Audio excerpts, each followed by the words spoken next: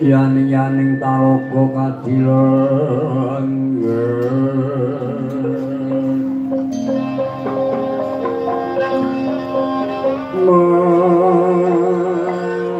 mantan pasulan pamaneka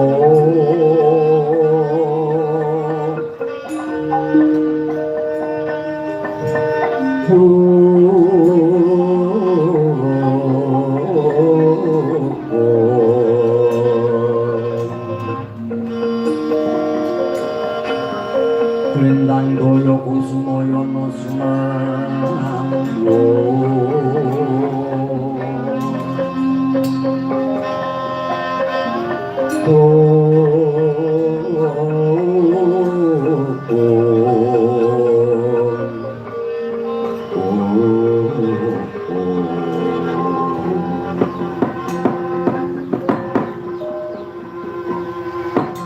mengkoto ibune titik supat mimulane sira ndak timbali ya kuwi ngadhep ana ngarsanipun kakang apa ingkang ndak rinempaka jroning sabejagong iku ora ana liya mung kajobaku darasa menawa saka kemuraning Gusti ingkang paring gesang garwaku wong ayu sira kaparingan putra loro lair bareng sedina ya kuwi kena dinarani bocah jampit kang ndak paringi jeneng ya kuwi Genduk Widyawati Wahyu Taming kang lair dhisik lair engke ya kuwi Wibisana Wahyu Utama monggo miturut pangandikaning para winasis para sarjana sujani budi lan miturut panakunane mengkono jaman simbah-simbah biyen yen kagungan putra loro dampit kudu sarati diruwat yen ora diruwat pundak ndadekake petenging penggawe karo aku ya ayu mula dina iki ya apa entahe sing kaya ngapa kudu budidaya diruwat supaya ilang mala sepetane putramu sakloron lan gawe bapak utama bae Genduk ya kuwi Mbah laikanku ya kudu diruwat yen ora diruwat ondak ora kurang mrayuga mula kersane mbae iki kudu diruwat lajeng sinten kuwi badhe nindakaken dalang Murwakala menika ya nalika dina kang wis kawuri aku sendherekake nyanpun bapak laikan Swanana ndame Bapak Catur Nugroho ya kuwi Bapak Catur Nugroho ndak aturi mayang mengko bengi yen awane ya kuwi teng ramane kang asmane Bapak Gondoyono bapake Pak Catur Nugroho kuwi bakal ilangi mau supetane putramu Yayi. Niki ngaten lho dereng ngestaken dawuh kumati ngarasing manah ya arep padha ngopo budidaya. Mari diruwat karben awake dhewe lan sak kukuban anak-anak ndut lan tekani besok karo sak turun-turun awake dhewe karben tansah manjur teguh rahayu widodara wilujeng gampang nggone golek sandang sarta pangan iki mboten ngestaken dawuh kula dina iki ya nggih sadurunge Bapak Kyai Darawa anakku nggih bocah sakloron Genduk Widyawati Wahyu Tamilan oleh Bagus Wibisana Wahyu Utama kowe tak gawe adusana sendang luwih dhisik kang diarani sendang nirmala Tlaga Madirta tersebut bisa banyu bisa ngilangi malammu ya nggih boten ngestaken dawuh niki boten ngestaken dawuh Kanjeng Rama. Lah lajeng pundi dunungipun inggih menika Sendang Nirmala Tlaga Madirda. Mlaku kula bener mongko mesti bakal ketemu Kang Siropadu teng Sendang Nirmala Tlaga Madirda. Lan ning kalangan lamanjangan ular kekon nang surem sorote tambakan kasoran pacar purnane kekon mengaten boten aku ngestak kalau yo nek kami kasupi aku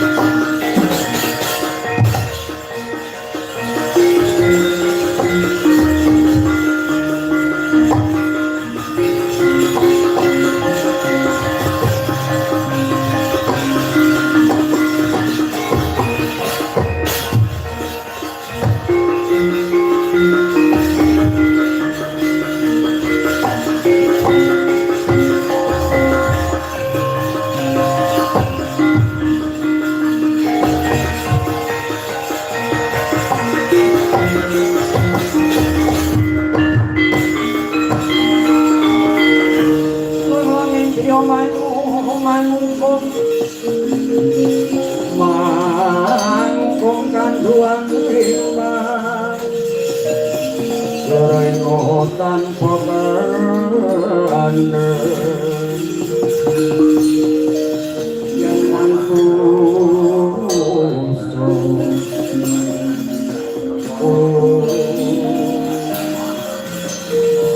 mengkotor di masa di kulanang kolebat kusiti sono wayu tomo wonten napa Mbak Yu Widyawati Wayu Tangguh gawe ngomong kowe karo aku kudu syarat dados to sirang jamas ana sendang nirmala iki ya Yayi inggih boten monggo suwae kula geraken sakare komen mangkono ora kekalih sigra sirang jamas wonten ing sendang nirmala Tlaga Madirda Langtan ngerti sangkan paran ing bilai ing mriku wonten wujuding sawang Bathara Kala ingkang ngrendheng saya kungkup wonten telenging Tlaga Madirda sareng mulat lare kalih yo mentas saking saya kungkum sebelah bebujo lare kalih Bathara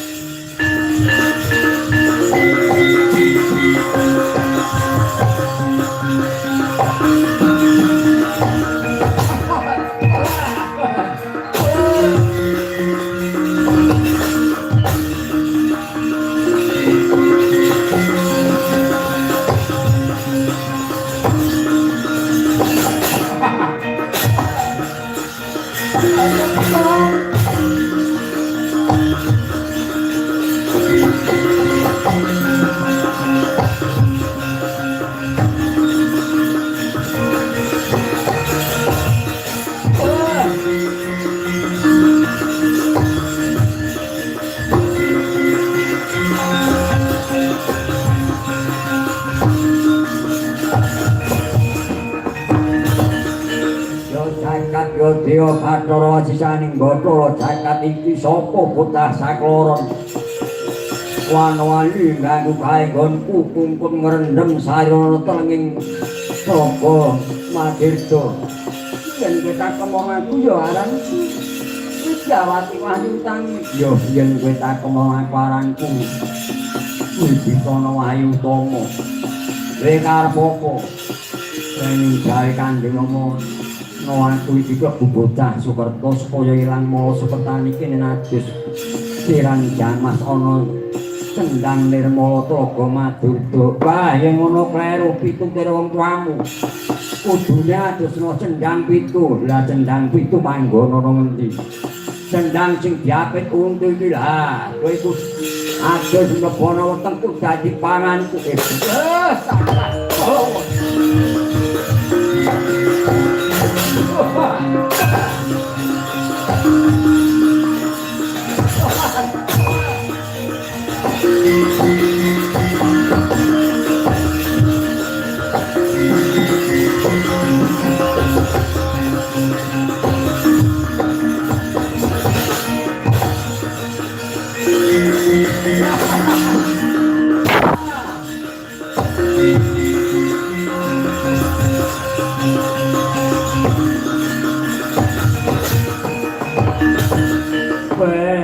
iblis lanat panos maning jajelanat bocah saklorong tak oyak ayam mlebu jroning bumbung jebul bumbunge bumbung wong wang ora ana tutu beros mlebu saka kiwa metu saka tengen lah dalah menungso sapa iki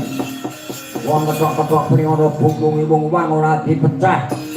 lan wong sisik-sisik pring belatan ora disingkiri nggon sing kiwa kaya ngono para pucara putari sapa wong sing ketok-ketok pringana bumbunge ora dipecah lan sisik pring ora dikumpulke singkir nggon kiwa sudan rezekine kenamblas rezeki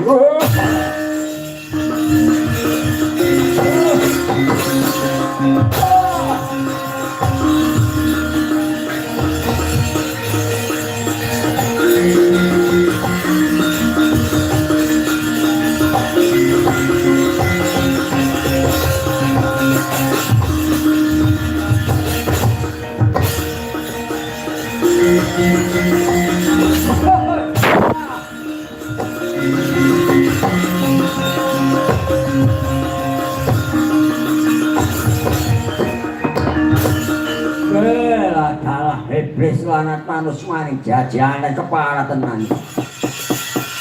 Bocah sakloron ya kuwi nduk Widyawati Wahyu Tamilan kowe Bisana Wahyu Tama tak oyak mlebu nang omah. Alang tak tutup jebul metu nggon tutup koyong iki wae lah sapa ngatasi kayu omah. Wis rampung bukut gedhe ora diwene tutup koyong-koyong ngene. Ya muga-muga sing yo mah rezekine ora bisa sementing mesti bakal bablas amblas. Lan iki wae nabrak ora jadang nganti dandang ngambruk sekane foto dadi sajokan malah metake gandeng nyublake pipisan barang ya para putra putari padha saksana wong sing kaya mau rampung ora diwene tutup peyong lan yen ana wong adan nganti ngebrukke dandange metake gandeng nyublake pipisan janjura dirwat dadi panganing perkara-kara.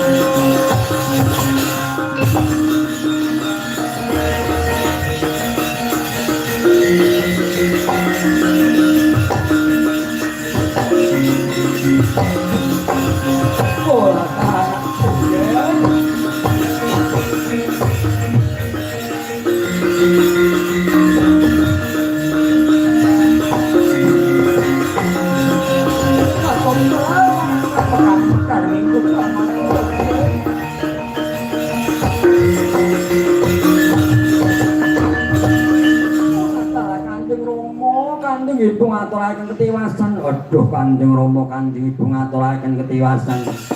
Kula badhe siran jamas wonten teng Sendarimin Nirmala. Lajeng wonten uditing praseksananipun Bathara kula badhe mongso kayan kula kayan Mbak Ayu kula dalah. Saiki mengkene nggih wis aja wasana ayo. Tak kangge temekono negara ing Purwacarita.